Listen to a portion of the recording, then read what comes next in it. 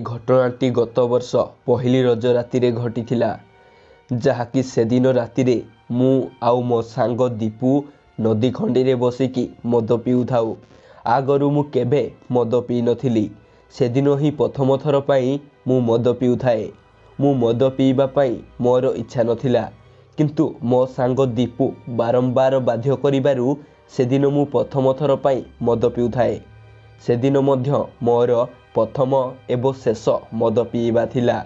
सेदिन मो सहित एमिति किछि घटना घटिला जहाँ पर सबुदिन पाई कौनसी सांग सहित बसिकी मद पीवा भूलीगली। नदी खंडी रे मो सांग दीपू सह मु मद पीवा प्रथम एवं शेष मद पीवा थिला। मो सांग दीपू एते मदुआ थिला जे से मद पीवा परे कौन करे जानी पारे नहीं।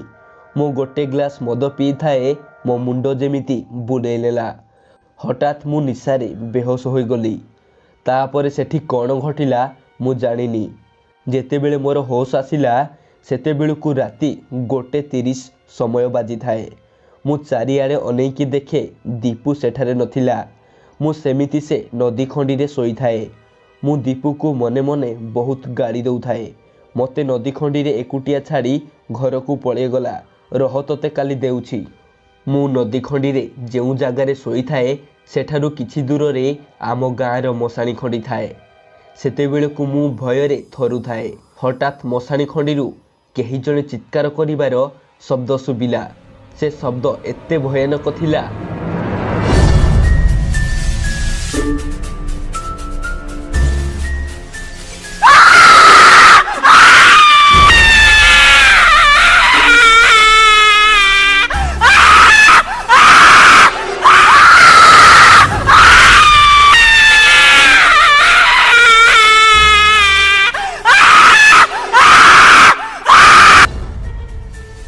किछि समय परे हठात जड़े झील चलिबार पाउंजी शब्द सुबिला।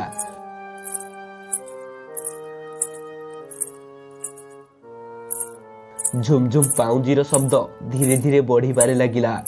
जेमिति मो पाखकु जड़े झील दौड़ुछि। सेतेबेलकु मु बहुत डरी जाइथिली। हठात नदी मझिरु केही जणे मते छाड़ी दियो कहिबार शब्द सुबिला।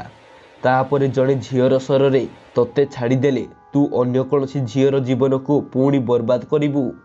तो भली मनीष बंचिबा ए समाज पाई गोटे काल। मु से शब्द को शुणिबा मात्रे किछि न बुझी नदी खंडीरु घर आड़ को दौड़बार लगिली। किछि समय परे मु घरे पहुँचिली। नदी खंडी रे घटिथिबा समस्त घटना मु मो बापा को कहिली। जेतेबेले सकाळ हेला मो बापा मो पाखकु दौड़ी आसिकी कहिले दीपू नदी रे भासुची। दीपू एमिति कौन करिथिला जहाँ पाई ता जीवन चलीगला। नदी मझिरु जेउ शब्द शुभुथिला से शब्द कौन दीपूर थिला जानिबा पार्ट 2 रे।